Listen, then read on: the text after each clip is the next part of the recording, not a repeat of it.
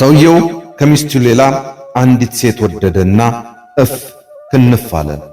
ልጁንና ሚስቱን እየተወ ከዚህኛይቱ ጋር ማምሸት ብሎም ማደር ጀመረ። በመጨረሻም አንድ ቀን ወደ ሚስቱ መጣና ድንገተኛ የሆነ ጥያቄ አቀረበ። እኔና አንቺ እንድንፋታ ፈልጋለሁ።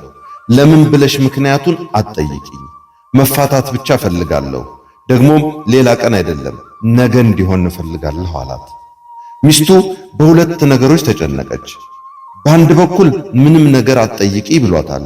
በሁለተኛ ነገር ልጇ ወደ ዩኒቨርሲቲ የመግቢያ ፈተና ልትቀመጥ ጥቂት ቀናት ቀርቷታል። ባልፈልገውም ባለስማማበትም ካልክ የግድ እቀበለዋለሁ። ነገር ግን በእኛ ምክንያት ልጃችን መጎዳት የለባትምና የአንድ ወር ጊዜ ያህል እንታገስ አለችው። እርሱም አሰበና ጥሩ፣ አንድ ወር መታገስ አያቅተኝም። ነገር ግን በዚህ አንድ ወር ውስጥ ሽማግሌ መላክ፣ ምክንያቱም መጠየቅ የለም። ስለ ፍቺው ማናችንም ምንም ነገር ማንሳት የለብንም። በዚህ ቃል ግቢ አላት። እርሷም እስማማለሁ፣ ግን አንተም የምነግርህን ለመፈጸም ከተስማማህ ነው። ታዲያ በዚህ አንድ ወር ጧት ከእንቅልፌ ስነሳ ማታ ማታም ወደ አልጋዬ ስሄድ ያን የሰርጋችን ዕለት አቅፈህ እንደወሰድከኝ አድርገህ አቅፈህ ትወስደኛለህ ስትል ጠየቀችው። ነገሩ ያልጠበቀውና ያልተለመደ አይነት ቢሆንበትም ቀላልና ሊያደርገው የሚችል ስለሆነ እሺ ብሎ ቃል ገባላት። አንድ ወር ተጀመረ። ጧት ከእንቅልፏ ስትነሳ አቅፎ ቅፍ አድርጎ ወደ በረንዳ ካደረሳት በኋላ ወደ ሥራው ይሄዳል። ማታ ማታም እንዲሁ አቅፎ ወደ አልጋው ይወስዳታል። ስለ ፍቹ አይነጋገሩም። እየዋለ እያደር ሲሄድ የሰውነቷ ጠረን፣ የምትለብሳቸው ልብሶቿ፣ የዓይኖቿና የፀጉሯ ሁኔታ፣ የገላዋ ልስላሴና የአካሏ ቅርጽ እየሳቡት መጡ። በየቀኑ እያቀፈ ሲያመጣትና ሲያስገባት ሰውነቷ እየቀለለው ለእርሱም እርሷን አቅፎ መሸከሙ አንዳች እንግዳ የሆነ የደስታ ስሜት እየፈጠረለት መጣ። ከራሱም ጋር ሙግት ጀመረ። ለምንድን ነው እንፋታ ያልኳት? አሁን የሚስማማኝን ስሜት ያህል ስሜት ከአዲሷ ወዳጄ ጋር ለምን አይሰማኝም? ለምንስ ነበር ይህንን ነገር እንዳደርገው ቃል ያስገባችኝ? ይህን የመሰለውን ገላዋን፣ እንዲህ የሚማርከው ጠረኗን፣ እንዲህ የሚያስደስተውን ፈገግታዋን፣ እንዲህ የተዘናፈለውን ፀጉሯን፣ እንዲህ ልዩ የሆነውን አካሏን እንዴት እስከ ዛሬ አላስተዋልኩትም? እርሷ ናት ከኔ ጋር የነበረችው ወይስ እኔም ከእርሷ ጋር ነበርኩ? የወሩ መጨረሻ እንደደረሰ መሆኑን ሲያውቅ ከእርሷ መለየቱ ጨነቀው። እንዲያውም ይህ ሁኔታ የፈጠረበትን እንግዳ ስሜት እየወደደው መጣ። ነግቶና መሽቶ እርሷን አቅፋት እስከሚወስዳት በጉጉት መጠበቅ ጀመረ። በሌላም በኩል ደግሞ በዚህ ድርጊቷ በውስጡ ያሳደረችበትን ስሜት እያሰበ ያደንቃትም ጀመር። ብልህነቷን፣ አስተዋይነቷንና በቀላል ድርጊት ቀልቡን ልትገዛው መቻሏን ሲያስበው ምን አይነት አስገራሚ ሴት ናት ይላል። ወሩ ሊያልቅ 2 ቀን ሲቀረው የመፋታቱን ሐሳብ በውስጡ መረመረው፣ ነገር ግን አላገኘውም። በዚህ ሁኔታ መፋታቱ ደግሞ ለሕይወቱ የማይፈታ እንቆቅልሽ እንደሚሆንበት እያሰበ ተጨነቀ። በሌላ በኩል ደግሞ በዚህ አንድ ወር ውስጥ ፍችን በተመለከተ ላለመነጋገር ቃል ተግባብተዋልና እንዴት አድርጎ ይናገር? ዛሬም በደስታ ስሜት አቅፎ ካልጋዋ እንደወሰዳት ሁሉ ማታ ወደ አልጓ መለሳት። ከበፊቱ እጅግ በጣም ቀለለችው፣ አሳዘነችውም። በወሩ መጨረሻ ወደ አዲሲቷ ወዳጁ ዘንድ ሄድና የፍቺውን ሐሳብ ሰርዤዋለሁ። እኔና ባለቤቴ ፍቅር የሌለ መስሎኝ ነበር። እኛ ግን ለካስ ፍቅር አላጣንም። ያጣነው 2 ነገሮች ብቻ ነው፣ መነጋገርና መቀራረብ። ለዚህም ያደረሰን አለመቀራረባችንና አለመነጋገራችን ብቻ ነው። አሁን ግን መነጋገር ባንችል እንኳን መቀራረብ ግን ችለናል።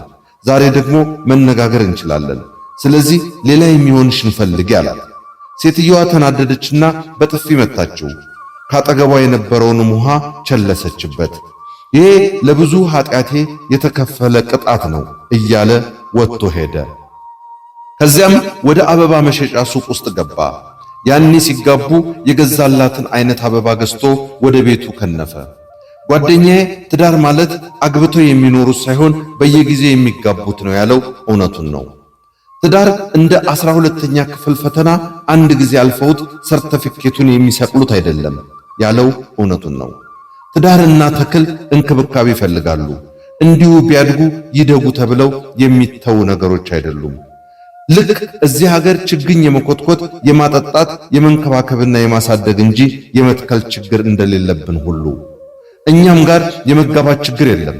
ፍቅር ግን ማግባትን ብቻ ሳይሆን ማጠጣትን፣ መኮትኮትን፣ ማረምን፣ ከብት እንዳያበላሸው አጥር ማጠርን፣ በየጊዜው ማዳበሪያ መጨመርን ጭምር ይፈልጋል። በእርግጥ በድሉ የሚበቅል ዛፍ እንዳለ ሁሉ በድሉ የሚኖር ትዳርም ይኖር ይሆናል። ይህ ግን ሕይወትን ለራስ ጥረት ሳይሆን ለአጋጣሚዎች ብቻ አሳልፎ መስጠት ነው ያለው እውነቱን ነው። እኔ አልሰማሁትም እንጂ እርሱስ ተናግሮ ነበር። መኪናውን አቆመና ወደ ግቢው ውስጥ ገባ። በረንዳ ላይ ጠብቀው የነበረችው ባለቤቱ የለችም። በሩንም አንኳኳ። የሚከፍት ግን አልነበረም። ደግሞ ሲያንኳኳ ገርበብ ብሎ የተዘጋው በር በራሱ ጊዜ ተከፈተ። ባለቤቱ ግን በዚች በወሩ 30ኛ ቀን ሳሎንም የለችም። እየተገረመም ግራ እየተጋባም ወደ መኝታ ቤቱ ዘለቀ።